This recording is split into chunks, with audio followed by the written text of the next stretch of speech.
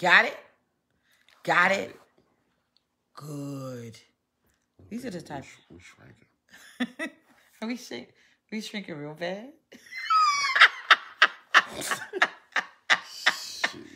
Is it? We on a. Well, we ain't got. Well, we have a choice, but Yeah, we doing a good thing. that's a good thing. But I don't want you to shrink too much. We're shrinking, Cheryl Watkins. Yeah. Yeah, we're shrinking. We've been on diets, and yeah, we're shrinking. Brady BL said, "Hello, how you doing?" Nikita Hey, Anderson, how Brandy. you doing? Brandy, I'm sorry, my bad. They go Nikita. There she is. Sam, Renee Powell, haven't seen in a while. Minister Stefanetta is watching. God bless you. How you doing? Are we really shrinking? I said Cantrell. Kentrell. Quetta. Yeah. What's up, Quetta? Yeah. Leary and Sean, how you doing? God bless you all. Nayoka is going up the timeline. We are shrinking. As long as we don't look like bobbleheads. Like, We ain't doing that. we don't look like bobbleheads. Nah, we ain't like bobbleheads, baby. You said we're shrinking. Fourth is on here. Fourth letter. Jose Raspadaldo. Raspardo. You have to. Jose, is that Jose? Yeah, I think it's Jose. Okay. Raspardo. Am I saying it right? God bless you. Everyone under the sound of our voice. Ursula said, hello, good evening. Fred, I'll let you just round it all off. Latia Thompson, it's good to see you. Rolanda Amaka, it's good to see you. Rolanda Amaka. God bless you. Adam A. Hopkins. Adam A, what's going on? All Vincent right. Burns is Vincent going Burns. up the timeline. Jennifer. All right, here we go. Hello to you over in Jamaica, What's Shelly going and on? Dixon. God bless you. Hey, y'all. Nikita said, Nicole, Cardi. Not Cardi B. Nicola, but Nicola, Cardi. Cardi. God bless you. To each and every one of you under the sound of my voice, Kim Floyd. Sandra Pammerman, how are you over in Florida? Arthur Tanisha went up the timeline. Look at your boy going up the timeline. What's going on, Les? Les. God bless you all. Les is going up the timeline, and his wife just went up the time. Y'all can just lay next to each other and just call it a day. But I thank God so much. It is coupling right now. And we get ready to talk about a topic that everyone, and I mean everyone, can benefit from. My husband and I have changed our eating habits, and we are losing weight rather rapidly. Tanya Van Thompson, how you doing? And Misha Crawford, how you doing?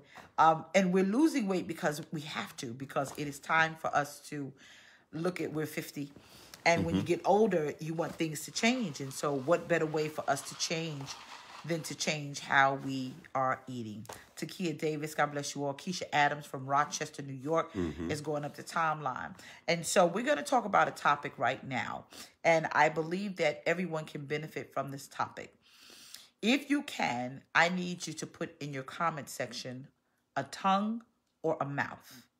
A tongue or a mouth. Or a mouth. A tongue or a mouth.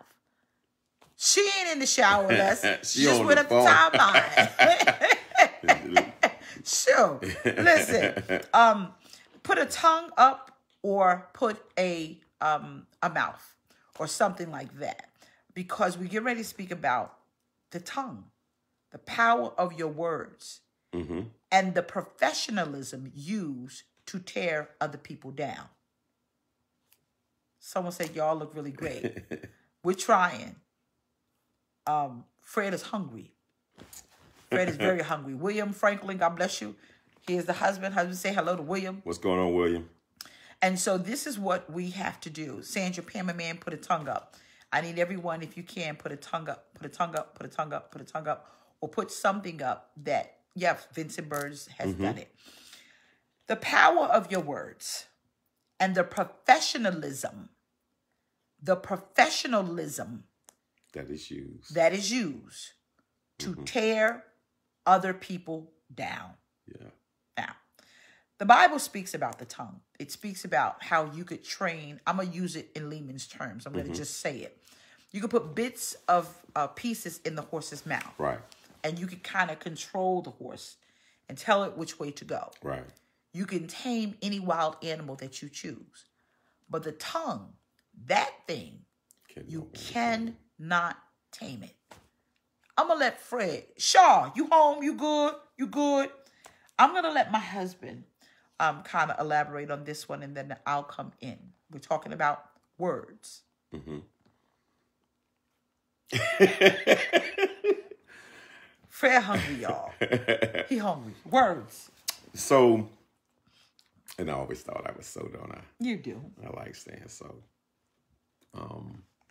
But it says the tongue can no man tame. Mm-hmm. It says the bits can be controlled, but that does control horses.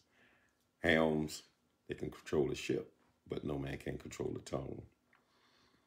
The mouth is the only thing that can tear up something, and it can tear it up from beginning to end. We can be so strategic and tactful with our words because it's the same thing that can build up, can tear down. And we want to talk about this tonight because as couples, we have to be careful of how we use our tongue, especially when it's time to build one another up, or when we got an opinion. Sometimes it's not a disagreement; it's an opinion. Mm-hmm. You know, when you're intelligent. You got two intelligent people and two ways of seeing things. We have to be careful when we talk and of how we talk and how we build up one another. Sometimes that's the very area that causes the most strife in a lot of relationships. I hear it all the time. And it's the tongue. And sometimes it's not using the tongue at all. Sometimes it's not speaking, and sometimes it's speaking too much. Mm-hmm. But it's something that, and I really believe the reason why it says can no man tame, because it can only be tamed by the Holy Spirit. Well, okay. This is where we have to agree to disagree. Okay. And so we're going to agree to disagree about this one because the Holy Spirit can give you the power to do everything. Right. But it takes discipline to do some things. I agree. And I think sometimes, whether you're a believer or not, I believe that people speak from a place of anger. Mm-hmm. I think people speak from a place of impurities. But I even think that people speak from a place when something happens that causes a reaction that gives you a response that's negative until the words come out because they're in pain. Yeah. I believe that it takes discipline. There are people who are all over the world who are part of the body of Christ. You could be married, single, divorced, or whatever. Everyone that's on here, click, tag, and share. Mm-hmm.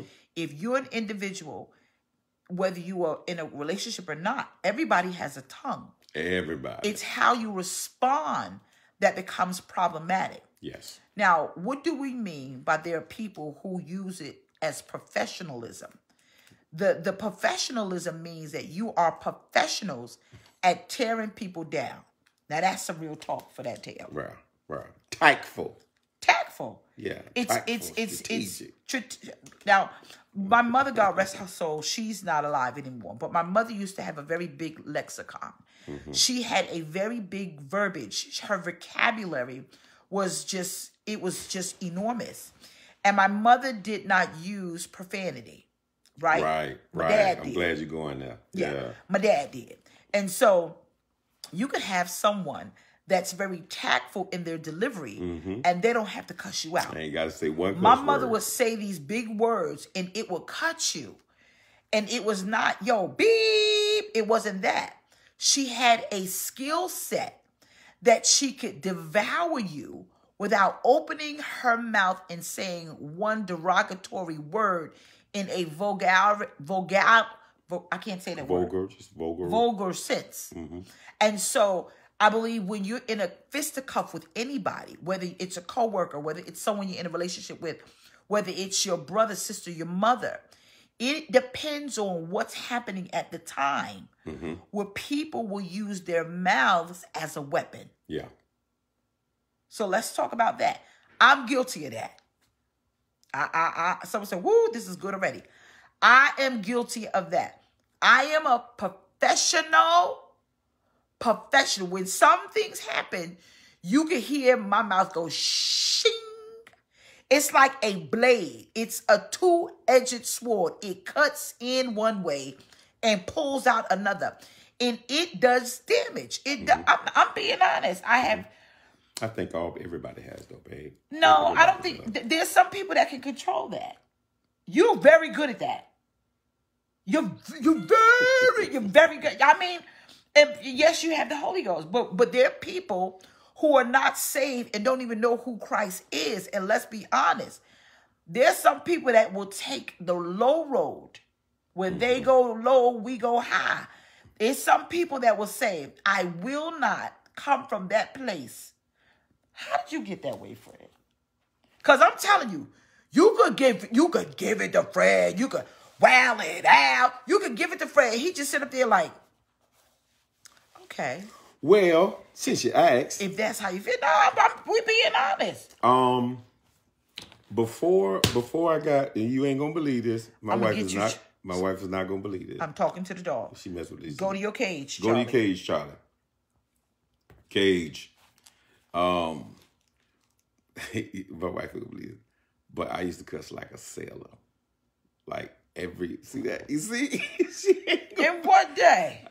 I'm telling you, my mouth was bad. It was so bad that when the children were babies, they would say words behind me. I think I told you a word the other day, right? Mm-hmm. So it was one of the first things that, God had to cut out of me because I ain't know how to talk without cussing. That, I think I was a professional cusser. If that, she saw my wife looking at me like that. She don't believe it. And so my mouth was a part of it. Like, we have people that were, we were quick fighters, right? Well, I was a quick fighter, but I was also just nasty with my mouth, just despicable. And I would say stuff. And so one of the first things that happened to me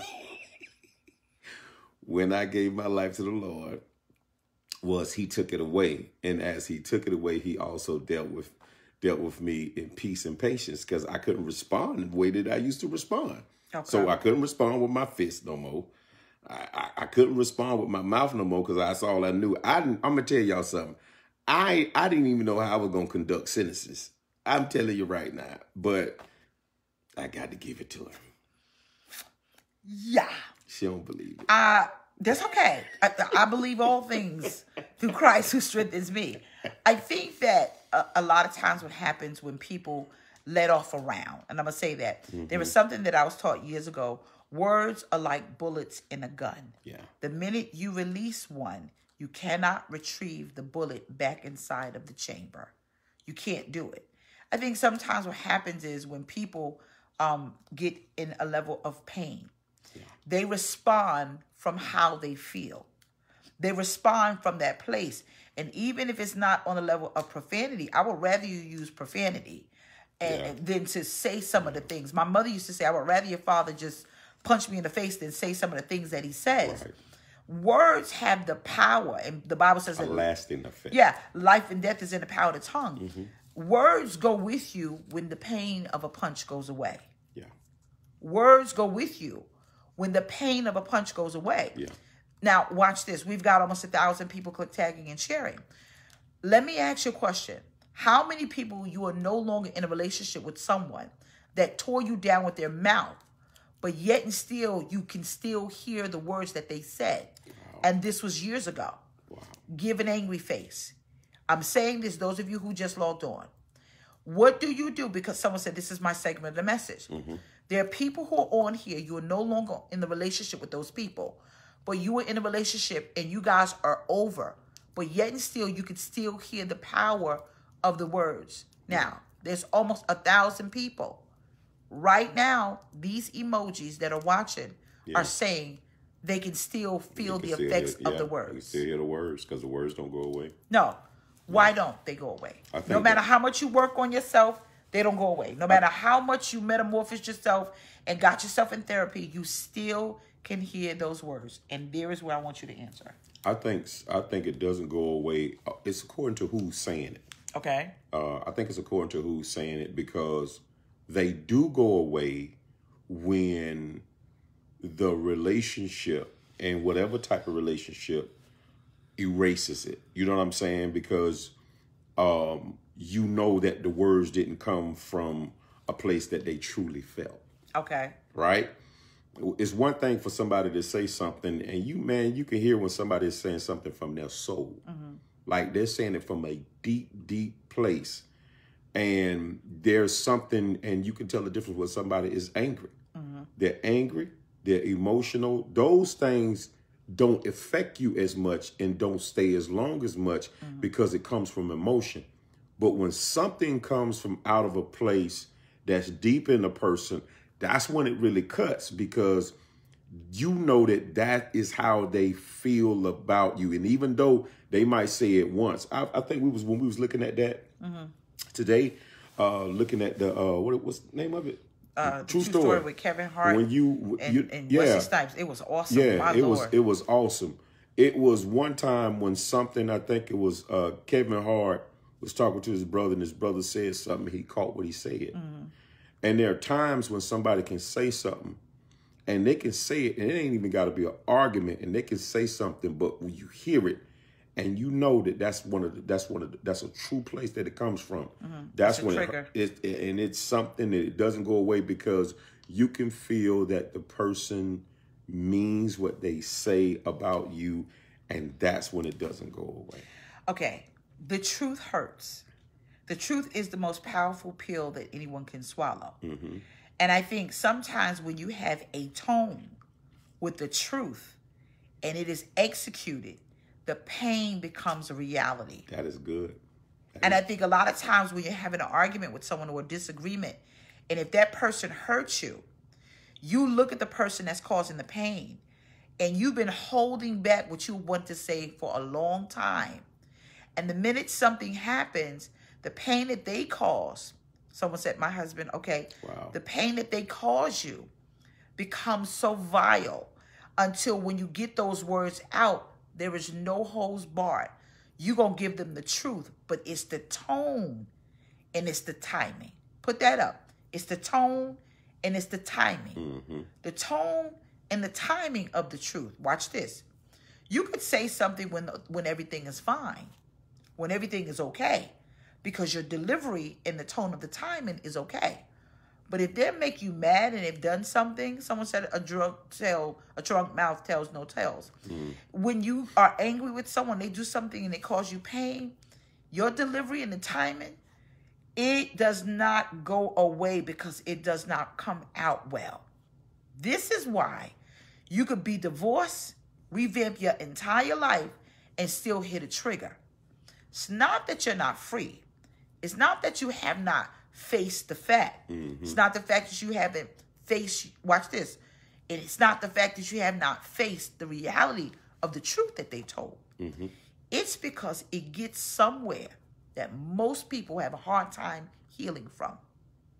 Your mind. You can fix a broken heart. Broken hearts can heal over time. But words takes a very strong level of detoxification mentally, because you believe those words when it was said, how it was said, and what caused those words to get out in the first place. Right.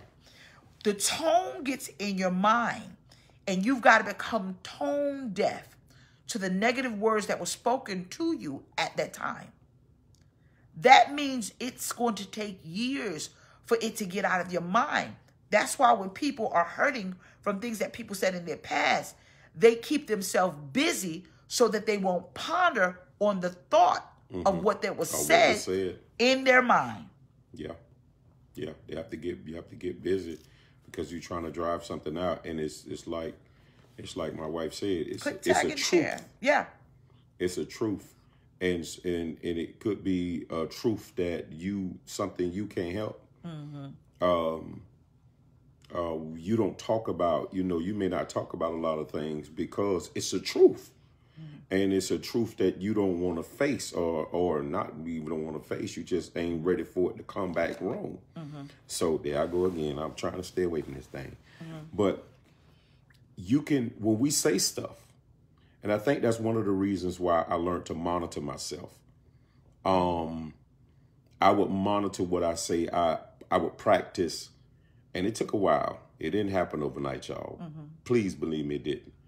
I would monitor what I would say before it came out of my mouth, because I knew if you value something after this, because you already know what you're doing. If you value something after this, I got to watch what I say, because I don't want to impact, especially a person that's valuable in my life, period. And we talking about all relationships right now.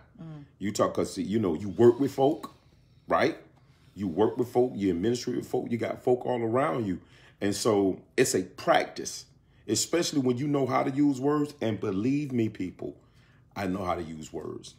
I just choose the way that I use them. Okay. It would be nice if people would look at the person that they're having a confrontation with. Like right now, there's a mother that's going up the timeline whose child said something very disrespectful. Yeah. There's a spouse going up the timeline who their spouse said something very disrespectful.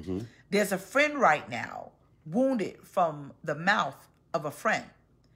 And the trauma is so deep until they can't believe that they were actually disrespectful. So it doesn't matter who you're connected to. It's what you say to the person that you're supposed to value. Now, for me, I'm going to be honest with you. I have triggers. I don't care. The Bible that I read said, fear no man. Just fear the one that has the ability to put the measure on your stature, meaning your height. I have triggers.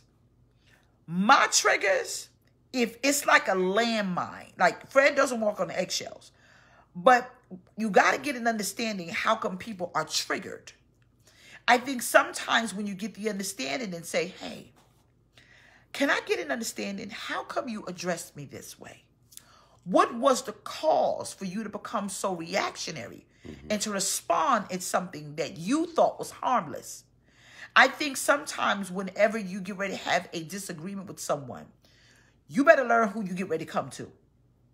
You better learn them like the front. Someone said, speak on it, MJ. You better learn them like the front and the back of your hand, because you know that this person is dealing with trauma that can trigger something you're not ready for. And it's true. I think when you really study and you go through therapy, because I have, and you look at certain trauma, a person can say something that will trigger a trauma and they'll get a whole round of whoop ass. Did I just say this publicly? I sure did. We're having a real conversation, right? And I think sometimes when you deal with people, you have to understand that someone said, you talking, MJ, what you have to understand that anything is a collision of two histories, not just marriage. You get in a collision with a coworker that doesn't understand. Yo, my mother used to handle me like that. I don't like it. Especially if you're in any type of relationship and you get an understanding. Listen here, yo, I got to help you with something. My father used to talk to me like that. My mama used to talk to me like that. My brother used to talk to me like that. You got to get an understanding. So it means that when you get ready to talk about something, hold on. Let me think about this for a moment. Because the reality is, Fred said something so profound. He said, if I could wipe away. Now, if you're in a relationship, I'm going to just say this. Your job is, someone said this word is rich. Thank you so much, Michelle. If you're in a relationship with someone, your job is, you have a job to do. You are a magic eraser. You, y'all. I am his magic eraser, and he is mine. Our job is to help erase things that were detrimental in our lives, right, and not bring them into our future. Which means I got to learn Fred. He got to learn me. You got to learn your coworker. How do I learn my coworker? Listen to their conversation. And even because you don't know them and you don't know what they're dealing with at home, perhaps respect should be given before you be confrontational about something that happened. Yeah. For me, because of the trauma in my life, yo, you can't talk to me any kind of way. You can't call me a B. Nah, it ain't rolling like that. What you ain't gonna do is You're not going to do that. And so if I can give him the ammunition he needs to fight any war in our house, most people go into relationships, friendships, situations so blinded until you don't understand what triggers a person. Now watch this. Even if you don't know somebody you work with, you better be careful because you don't know their triggers. You don't. Y'all just coexisting in a workplace. But even in your home, you can create a battlefield if you don't respect the trauma that they came in the relationship with. Period. Mm-hmm. What do you do if you're in a relationship with somebody and somebody grew up in a home and somebody was an alcoholic? And the alcoholic is just drunk and they saying whatever they want to say. And you just like, oh my gosh, did you just say that? Did you just say that? You get into a relationship, and even though you're not with a person that's an alcoholic, they said the very same thing that you grew up hearing, right, and they never took a drink. Bam, it's a trigger. You have to love each other enough to care that I don't become a representation of your past. 1,000 people and counting under the sound of our voice, click, tag, and share. Even in your dating, even in your relationships, even with your children, you got to get an understanding. You can't talk to me like that. I don't appreciate it. Let me ask you a question. And this is the number one reason why you got to have that conversation. And this is what pisses me off about people. There are people that don't understand. You could be condescending and be just as nastier. You can. You could be condescending. That condescending tone, that old crazy quagmire look just, well, I didn't know. A condescending tone to get you got. Just as well it be somebody that's just bringing the rah-rah. I also have a problem with this. I have a problem with people that don't ask, tell me what triggered you. Why are we here? I don't think they know though, babe. I think some What people, you mean people don't know? I say I don't think some people know what to ask, whether to even ask somebody what their trigger is. If they care? Yeah. If they care. If you cared, you would want to know, tell me what brought this on. Because what I want to do is because I love you, I want to know what brought this on. I'm ask questions. Mm-hmm. Nobody want to ask questions today. Everybody want to pussyfoot around stuff. That's a word my mother used to use. She said, people just pussyfoot around stuff. And you just like a little tiny cat creeping around stuff. No, you got to ask those hard questions. Tell me what triggered that. I need to know the core of it because my job is to know what that is so I would know how to have a conflict resolution or come to the conclusion how to handle the matter. Mm-hmm. And you'll be surprised. You might get you know what, I'm sorry I said that. Or the person may not know until you ask them. I mean, a lot of times it doesn't come to me, even in this conversation. Some things don't come back to me until a question is asked that take me back to the point of this is why this is. Right. And one of the things I think, you know, even before receiving the Lord, I think one of the reasons that stopped me from speaking a certain way, and I think I told you about this. Like I said this before. I lost a good friend. Mm-hmm. And because of it's what I said. Okay. It was a truth. It was what I said, but it was how I said it. It was how I said it to him. Mm-hmm. And he was in a weak place. Mm-hmm. He was in a place where he was in need. Mm-hmm. And because he made me angry in that moment, I took his weakness and I beat him with it. Mm. And from that day forward, I lost him. We was around one another, but it was never the same no more and I did that. Mm-hmm. I did that. And it was something that I just regretted, you know, the rest of my life. Did you ever apologize to him? I did apologize. You know, we reconciled sort of, but we were like brothers before that. Mm. We were never like brothers again. So my question to you is, if you were like brothers and you said something, were you really like, listen, if you was anything like a brother in that Wesley Snipes and Kevin Hart movie, you weren't a brother at all. Mm-hmm. But in your situation, if you guys had a relationship and you were brothers, how come you could not reconcile?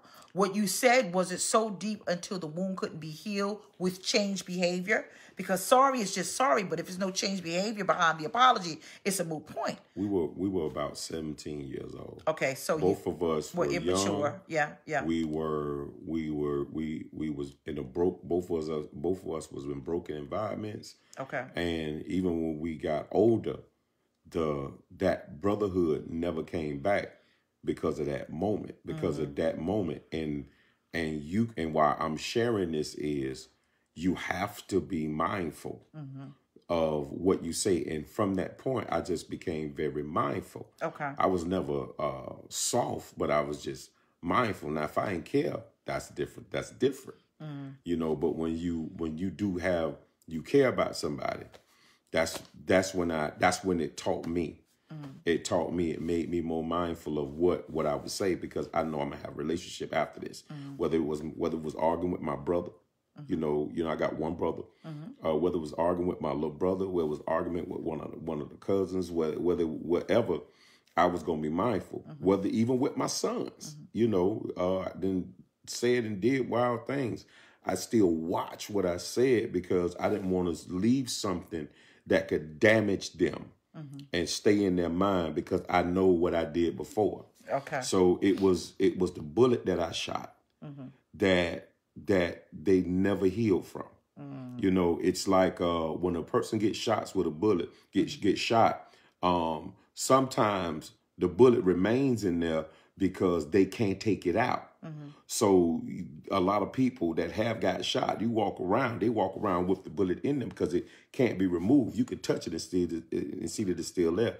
And some words do that. I done that to somebody. And because I done it, I remember what I done early in my life. Okay. Early at 17 years old, I remember what I done.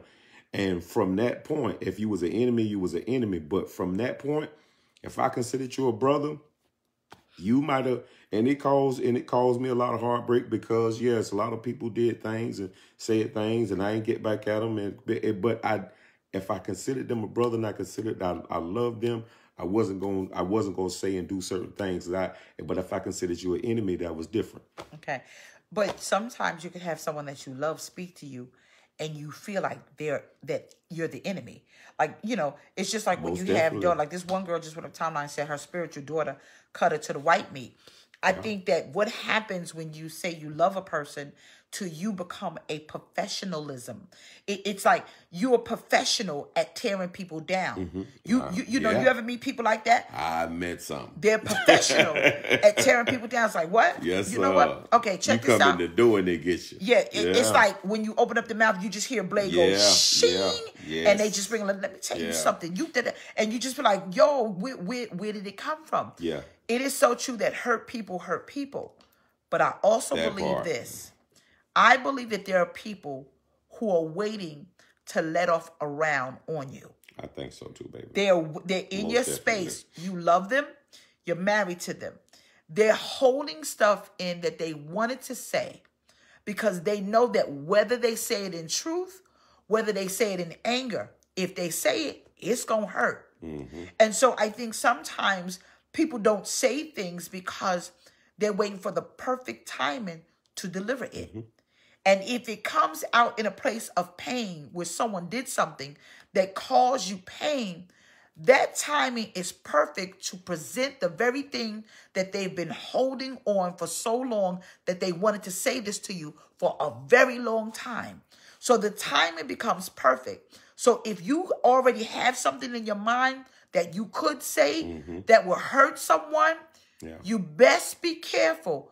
Because if you let that bullet out the gun, you will never be the same again because of what you said or what you were holding for that long of a time.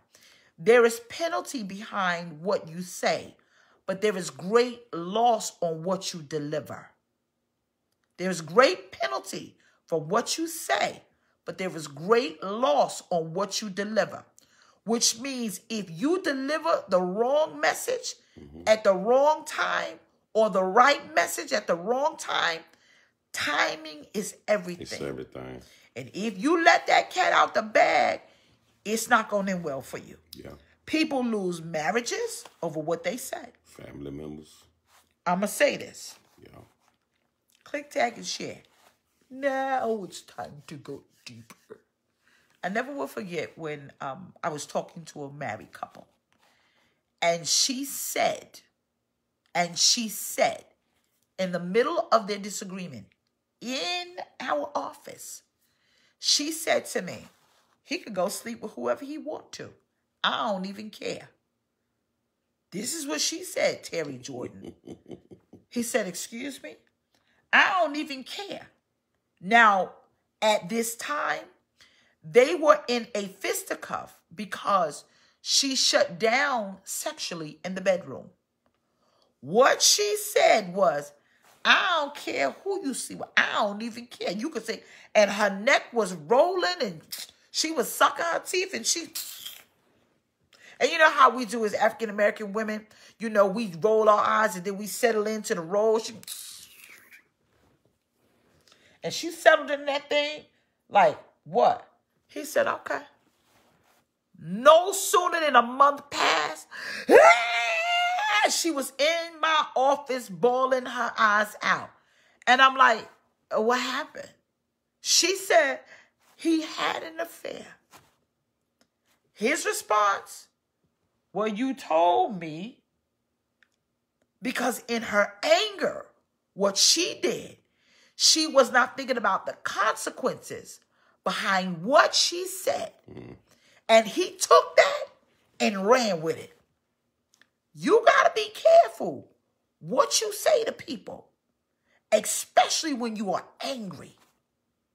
Especially when you are angry. Sometimes what you do is you give people permission to disrespect you, to hurt you, and to violate something that could have been great because you could not hold your tongue. She gave permission. Yeah. So, you could be a professional tongue rattler. I knew one specific person. She was so good at tearing people down. And she would say something sharp and nasty to people. She did it all the time and would laugh behind it. But she was concentrating. She would concentrate her words and wait to the specific time to say something to cut folk. She was, now, if anybody was a professional, I would say, and she was in the church, she would, no cuss words, nothing. Oh, well, that ain't but me, she was vicious. Wow. And she would just get people and you know, people would come and say, Pastor, what this, and Pastor this, and she said this, and she said that, and I know she did it. You know, so sometimes I would have to go address it. And other times I didn't, because she was one of those people that if you did something to her, well, she was waiting to bring back. It's people that they wait for you to do something. That are professional. Yeah, they gonna cut you, and when they do cut you, you gonna know you've been cut. Yeah. But sometimes that's the goal. The goal is, and I'm gonna say this. I think that women have a tendency. Now, don't throw me under the bus. I think women men are good at it too, but women, we have a tendency. Y'all better. We're better at it. Mm-hmm. We'll cut you low and slice you wide. And then say, hold me. That part. We'll cut you low and slice you wide. And then say, listen, can we have sex tonight? We'll cut you low and slice you wide. And then say, you want to go watch a movie? And I think that's a level of us that it comes from a place depending on the situation. Mm-hmm. Why is women so much better at it than men? Because men, men are good at it too. But women, we are good at it. We're good at it as well. Yeah, I think maybe because the woman is more. Who's better at it? Not that it matters. I think women are better at it. Women, okay. Someone said we rough. Because a woman can, when a woman, especially when a woman knows, and she ain't even got to know the man. Yeah. That's true. She ain't even got to know him. That's true. A woman just seems like she knows what to say at the right moment in the right time to cut somebody. Yeah. in the place where they ain't gonna never heal. Yeah, yeah. Someone said, well, did she reap what she sowed? Yep, she did. One of the things that I think that you have to learn how to detoxify the voices. She really did reap what she sowed, y'all. Every day. I think one of the things that you have to do is detoxify the voices. I preached a message a couple of months ago, I think it was last year, called The Ancient Voices. Sometimes we have ancient voices in our past that show up in our future because we have not detoxified the tone. Because, you know, when you say something, I never will forget when I was involved with someone and they said, you're never going to find someone who's going to want you with 2 kids. Now, I just got 2 kids. You know, by marriage, there's 8. But we, you know, biologically, I had bought 2 kids. And I used the tones to kind of make him eat his words. I think to detoxify yourself of the tones that are in your head, you've got to take the tones that was said and you've got to use it for fuel to go against the negativity that was spoken over your life. Like if someone said, you fat, you just fat, you fat. Your response would be like, but if I'm fat, why are you with me? Why are you here? And if that doesn't get you, then they go to something else. And so what they do is if you watch a person who's a professionalism, they have a professionalism that's tearing you down. Mm-hmm. They go to levels. You fat, and then that don't work, but why are you with me? And then they say, well, you're this. And then you go, and then it begins to go like this. And they begin to continue this behavior because what they want you to do, they want you to respond. Mm-hmm. And once you respond, it makes them feel good that the words got to you. So what you do is you detoxify by saying, whatever it is that you told me, whether it was right, wrong, or indifferent, I am going to use it to make me better.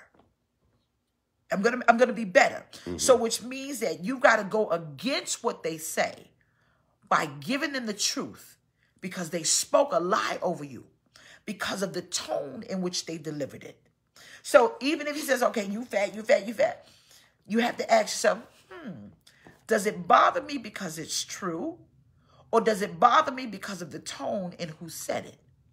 Because truth of the matter is they're with you, so it can't bother them that much. Mm-hmm. You see what I'm saying? Embarrassment really is a choice. People use the tone and they use the delivery to bring you down, but to embarrass you. Right. That's when it becomes a choice. I'm going to take your words and I'm going to use a reverse psychology and I'm going to make a better situation than what you tried to do to destroy me. Mm-hmm. You get it? Like my father, he used to call my mother. My mother had very big eyes. They were huge. And he used to tell us, get around your mom. And it was Joy, Kenya, Jameliah, Mark. And he would say, get around her. And my mother, I don't want your pity because this is, God deliver me. Trust me. And she would be on the ground and she would be hiding her face. And my father would say, call her ugly. Tell her she got big eyes. Tell her she got big eyes. If y'all don't say she got big eyes, I'm going to beat all of y'all. And you know, man, nigga, excuse me, I don't mean to say that word, but I do. I ain't saying that. And I would become very combative. I would come combative. I'm not doing that. No, I'm not doing that. And so I would become combative. Ma, get up. Yo, we ain't got to deal with that. And so when I got older, I was like, nah, ain't nobody going to talk to me like that. Nah, right. This ain't going to happen. I'm going to tell you what you ain't going to do. And so inside of me, I became this defense mechanism for my mom who is long gone. And so it becomes in your subconscious. That's where it is. It's so far back until you got to learn what triggers you, but you got to also recognize your trigger. Right. Got it? Right. So, Fred is quiet. He's always just a very quiet person. And it's not that I'm just quiet by me, but what you're saying is true. And it's also recognizing that, especially now, you going forward in relationships, you got to make sure, like my wife is sharing, you got to make sure that you don't relive those moments with somebody else that's not them. Mm-hmm. It was one morning, you know, I got up and my wife just say that that's not you, mm-hmm. right? Because it was something that she was dealing with. And I said, it's not me. And that's all she asked me to say. And sometimes you got to know that if you're dealing with something, that's not the same person that hurts you. Right. Right? or that's not the same person that hurt your mother. Because there was things that happened with me as a boy that I think one of the reasons why I turned out to be the man that I am is because some of the things that I saw as a boy. Right. Right. So there were certain people that I may have gotten violent with as a youth. And there were certain things that I wouldn't do because of what we experienced. And we got to make sure that as we move on with our relationships, that I don't get in my mind or get angry with anybody in my circle, especially my wife. Anybody in my circle reliving something that was my past. Right? Because I think we all have triggers. I think our triggers are different. I think there's a sensitivity level to triggers, right? I think mine may not go off as fast as yours. Right. But when I go off, I'm going to go off. Right? So we have to monitor ourselves. The main thing, what I want to tell you is make sure that when you say something, because again, somebody said men are reckless, but women are savage. I like that. Right. Make sure, because as a man, see, one thing about me, this is my rib. This is a part of me. I'm not finna damage her and say anything to her that will make her in any kind of way question my love for her. Period. But that's because I'm a man, and a man is not built emotional. We're not. And sometimes that pisses the woman off. It does. Because we're not built emotional. So we can be stone-faced and quiet in the place where other people can't, where the woman can't handle that. And because she's saying, you being stone-faced and quiet, well, I'm finna get this up out you some kind of way. Yeah, it's true. Right? Yep. What you got, Psalms baby? 34:13 says, keep thy tongue from evil and thy lips from speaking, what? Guile. What is guile? Just tell them what it is. I know what it is, but what's guile? Guile. I always define it as evil speaking, baby. Okay. Yeah. The definition of guile means sly or cunning intelligence. Condescending. Yeah. Condescending. Yeah. That's what make you angry for that. Condescending makes you very angry. I'm gonna give you some homework, because anytime I think that's what gets you. When people become condescending, I'm like, yeah, right, bro. Listen, when people become slick, that brings another. I think that's a quicker trigger for me than anything else. Okay. Like, you know what I'm saying? I think when people are being slick, and I'm like, is he not really? No, she ain't really. That's when that'll take you down. Okay, so the slick condescending. That's a trigger. Yeah, condescending people are very sly. Just because you don't use a tone, you don't think that you're being harmful in what you say. Yeah. Mic drop. Just because you don't use a certain tone or octave in your voice, it doesn't mean it doesn't have the same effect. I think one of the things that will make people very upset is when you're trying to be slick and you're sitting there and you're like, well, you know. Yeah. I really don't think. Nah, you get got, bruh, because you know what you're doing. It's the same effect. Yeah, it's worse. I'm going to give you an assignment. I love to give assignments. I should have just, well, I am a teacher, but let me give you something to do. I need all of you to identify your triggers. Identify them. Because if you're in anything, married, single, divorced, widowed, or work, church, whatever it is, you have to know your triggers for yourself. You gotta know them. Not just for the other people, for yourself. You got to learn your triggers for you. Because if you get into a confrontation, or if you get into anything and you don't know conflict resolution, to resolve anything, you have to know what's going to cause the conflict in the first place. Yeah. Which means that you need to know what your triggers are. So before you have a conversation with someone, it will give you the security you need just in case they say something that may have you flying off the handle. Know your triggers. This is really in addition to what I preached Sunday morning. You need to know your triggers because you're getting ready to walk into a new year. Yeah. the prophetic word that the Lord had given me is that we have to watch. all of us have to watch our character in this coming year. Yeah. And so that if I know my trigger, if I know where I'm at, I'm not going to allow that to happen and to take me out of character and move and make me lose something or lose an opportunity because I wasn't ready for it. Because especially when a stranger come at you wrong, it's different. It's different. But you also got to be ready for the stranger too. Okay, and we're going to answer this one question and we're going to go. What she said? Someone said, what do you do when someone triggers your trigger? Now, it all depends on who it is. Yeah. But what you don't do is respond with violence. Right. Period. You don't. When you are triggered and someone triggers your triggers, you got to take a deep breath. You have to be in control. What you got to do is you got to step away from the situation fast. Yeah. That means real fast. If you're in a relationship and they hit a landmine and they trigger you. I was waiting for you to say that. Go ahead, baby. You respond. No, I wanted her to say landmine. Yeah. Landmines are covered. Most landmines are put down in the field and therefore the soldier of the platoon to walk through. And as they walk through them, they step on them, not knowing that they step on them, and they're able to kill so many men. Most people, in most cases, they don't know that they stepped on your trigger. Right. They may even be in a hot debate or argument, but they don't know. And it could be that whatever was said, that they ain't not trying to hurt you at that level, but they don't know that they stepped on a detonator and a trigger that caused massive destruction with them in the past, and now it's going to cause you massive destruction in the future. So you got like my wife said, pause. Yeah. Pause and walk away. Get out. You almost got to say, I got to get out of here, because it may cost you something. It may cost you your job. It may cost you a relationship.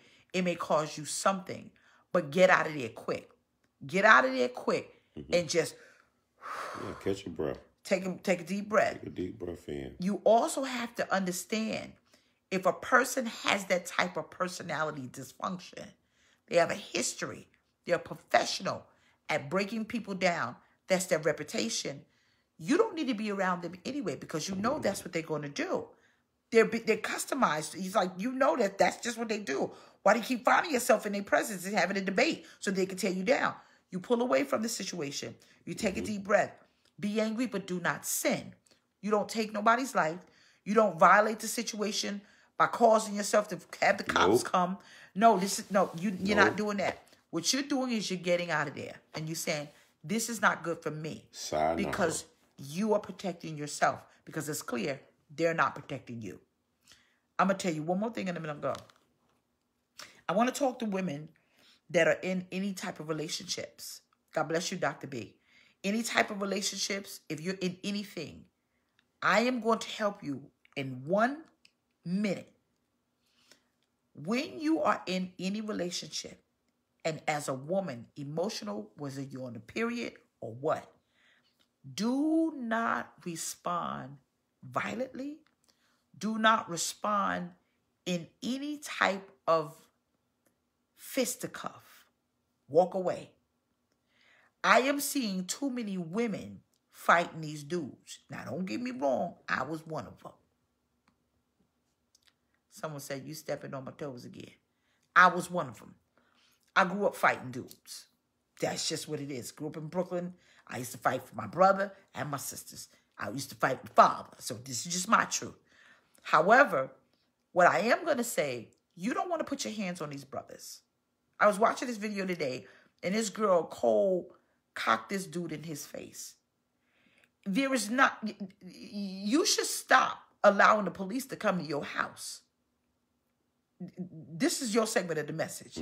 If this is you just going to give tears, if he cheating on you or whatever it is that he doing, you are not going to respond that way.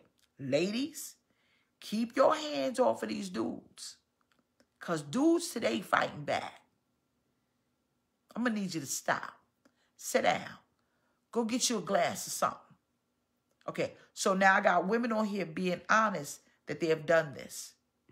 Okay, these women that is going up the timeline, They're being honest. We don't know who you are, but God does. Keep your hands off these dudes, because these brothers is fighting back. Just because he's a man doesn't mean that you take advantage of the situation, that he won't hit you back. Another thing that you have to be mindful of, sometimes what happens is when you become combative and you start to go off, do you know that's what he needs when y'all break up, to clear him of any wrongdoing he did? Because the only thing he gonna say is, she violent. She want to fight all the time. I told you she was crazy. I told you she was crazy. I told you. Look at the way she responds.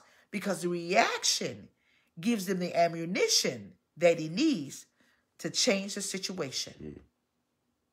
I'm telling y'all best to pay attention to your triggers, because this is a different day. That's all I gotta say. Got something you gotta say, Frank? I ain't got nothing to say. On that note, we're going to get out of here. Please set your notification to this page, because we will be having more coupling. Yep. And I will see you Monday tomorrow at 7:30 a.m. Eastern Standard Time for Car Chronicles. But I'm saying to you, there are people who are professionals at tearing you down. And if you continue to let them in your space, they're not the problem. Perhaps you should be. I ain't lying. Get away. Yeah. All right, we got to go. Someone said, my God, my God. If your son is allowing a woman to beat him up, your son need to do something about this situation. Because just like it's some trifling brothers in here, it's some trifling sisters too. Right, Fred? It is. My husband's sleepy. He just slumped down in the couch with his old skinny self. Stop playing. Let me feed my man. God bless y'all. We See you love later. y'all. Love you. Bye. Bye-bye. You gonna